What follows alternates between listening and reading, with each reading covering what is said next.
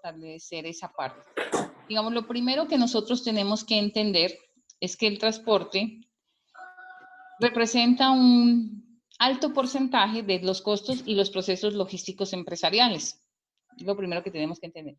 Adicional, que su crecimiento, digamos, en la última década, asociado a este proceso de conectividad, ese proceso de accesibilidad que ha hecho que indispensablemente se tenga un alto crecimiento en la movilidad.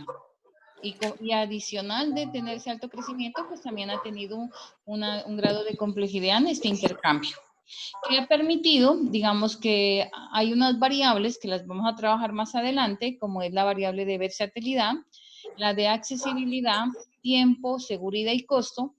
Al final, digamos, hay que entrar a analizarlas por cada medio de transporte. Entonces, digamos, yo no puedo decir estas variables y las voy a separar por separado. Por lo tanto, digamos, al final, digamos, yo tengo que hacer el análisis de una selección de transporte asociado a esta contextualización que estamos haciendo, referente a dos aspectos, tanto la oferta de transporte como la demanda de transporte. ¿Listo? Entonces, miren lo que tenemos aquí. Yo les traje esta imagen, digamos, esta imagen primero tiene el país y en el país hay una representación de los principales puertos que nosotros tenemos. Entonces, tenemos para el Pacífico, pues, y cercanía con el Valle del Cauca, tenemos a Buenaventura, y digamos que para el Atlántico tenemos aquí en Santa Marta, Barranquilla y Cartagena. Si ustedes ven en la gráfica que tengo al lado, digamos en la que les estoy indicando en este momento, tengo las principales ciudades como son Bogotá, Medellín, Cali, Pereira, Armenia y Manizales, y las distancias que tengo con quién, con el puerto de Buenaventura, con el puerto de Cartagena, con el puerto de Santa Marta y Barranquilla. ¿Listo? Entonces, si yo me quedara con esto y quisiera hacer un análisis, pues diría, hombre, desde Cali, pues vea, yo por este lado me iría para Buenaventura, y si estoy de Bogotá, digamos a Buenaventura son 519 y mire Cartagena, realmente entonces de Bogotá, si esto fuera una variable para tomar decisiones, ¿por qué puerto debe salir mi mercancía? Si fuera la primera, entonces yo diría, por distancia, pues me quedo de Bogotá, me iría para Buenaventura. ¿Listo? Entonces, realmente, si yo tomara de estas ciudades por medio de distancia, yo entro a comparar y efectivamente, pues, la selección sería Buenaventura, pero no es la única, digamos, por eso les traje esta imagen, porque la distancia no es la única variable en la cual yo tengo que analizar por dónde va a ingresar mi mercancía y por dónde va a salir mi mercancía. En otras palabras, por dónde yo voy a hacer un proceso de exportación o un proceso de importación. Por lo tanto, entonces, digamos, hay algunas variables que se analizan en este contexto, que son cuáles. Uno, tengo que ver las condiciones del mercado, digamos, dónde tengo mi mercado y a qué mercado voy a llegar. Asociado a eso, tengo las dos variables siguientes, que son las políticas gubernamentales y adicional el marco legal. Yo siempre les he dicho, tiene que haber un piso jurídico. ¿Listo? ¿Qué tengo que tener asociado? Una forma de transporte y un medio de transporte. Pues tengo que tener tanto la forma y el medio de transporte, que es esa clasificación que nosotros hemos venido hablando, el marítimo, terrestre, aéreo, ferry, que igual vamos a profundizar. Y hablábamos, digamos, cuando nosotros iniciamos nuestras clases, hacíamos una relación en términos de la logística y la logística verde o este término de medio ambiente, porque hoy muchas regulaciones están asociadas a esta variable. Tengo que ver y tengo que conocer cómo están las vías. ¿Cuáles son esas? ¿Cómo están mis vías primarias? ¿Cómo están mis vías secundarias? ¿Cómo están mis vías terciarias? Y entonces tengo que ver. Indispensable, tengo que ver el volumen de carga que estoy manejando. Y adicional, pues como un factor importante, y lo tengo aquí resaltado y por eso lo dejé de último para analizar, es el capital humano. Ese factor humano que juega un papel importantísimo en este medio. ¿Listo? Digamos, pero hay otras variables, digamos, ahí hago un contexto y hago un entorno al final de esto. Pero en cada medio de transporte, digamos, ¿qué vamos a trabajar nosotros? Estas 5 variables que son importantes y fundamentales para la toma de decisión, como es el costo, el tiempo, el riesgo, la versatilidad y la accesibilidad. Entonces, digamos, yo si quisiera entrar a analizar la variable costos a nivel empresarial, pues entonces nosotros, ¿qué tenemos que hacer? Yo tengo que relacionar, digamos, cuáles son esos costos empresariales y tengo que empezar a hacer el cálculo. ¿Cuál es el primer cálculo que tengo que ver? Pues yo estoy hablando en movimiento, por lo tanto tendría que analizar el costo del desplazamiento, ¿cierto? ¿Entre quién? De un bien, entre mi aduana de partida y mi aduana de llegada. Dentro de este desplazamiento, pues yo tengo unos cargos adicionales, tanto que es el coger la carga, prepararla y distribuirla. Y esos costos fue lo que trabajamos en la clase anterior, que están asociados al término de negociación. Entonces, digamos ahí, para cada medio de transporte, porque no he definido, digamos, si se va a hacer o es multimodal. Digamos, y dentro de esos costos también yo tengo unos costos para las empresas que son las transportadoras. Nosotros tenemos que analizar costos, digamos, por tarifa de usuarios. Entonces, todo eso hay que irlo separando e irlo analizando. En términos de tiempo, nosotros en términos de tiempo, ¿qué vamos a hacer? Pues tengo que partir que, digamos, en este entorno económico, el tiempo se ha convertido en uno de los factores más generadores de valor.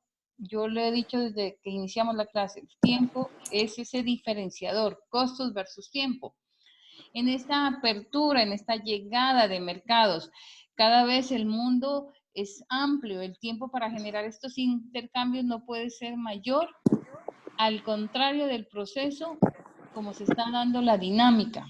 Hoy, digamos, hoy que todos estamos con el numeral quédate en tu casa, nos damos cuenta que los domicilios han adquirido una gran importancia y, digamos, ellos no estaban preparados por esto, porque algunos domicilios ya no se están teniendo como antes de que pasara la coyuntura, sino que toman ahora 2, 3 o 4 horas. Y sin embargo, nosotros tenemos que estar. Entonces, el tiempo es fundamental. ¿Listo? La variable riesgos. Entonces, esta variable riesgos también la asocio y mire que en los términos de negociación nosotros miramos hasta dónde va el costo y hasta dónde van los riesgos. ¿Listo? Entonces, en ese desplazamiento, en ocasiones que se considera pérdida, yo les explicaba, se puede que la mercancía se dañe. ¿Qué más puede pasar? Por la misma parte y las operaciones de la clase del transporte, los riesgos pueden estar directamente relacionados con la tecnología, pueden estar con la manipulación relacionados, pueden estar relacionados con el cargue, con el descargue, con las condiciones de almacenamiento, ¿listo?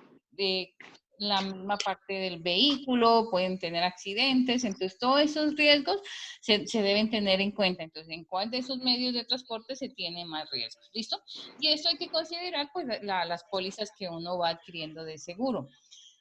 Ya estaba la otra variable para analizar es la versatilidad.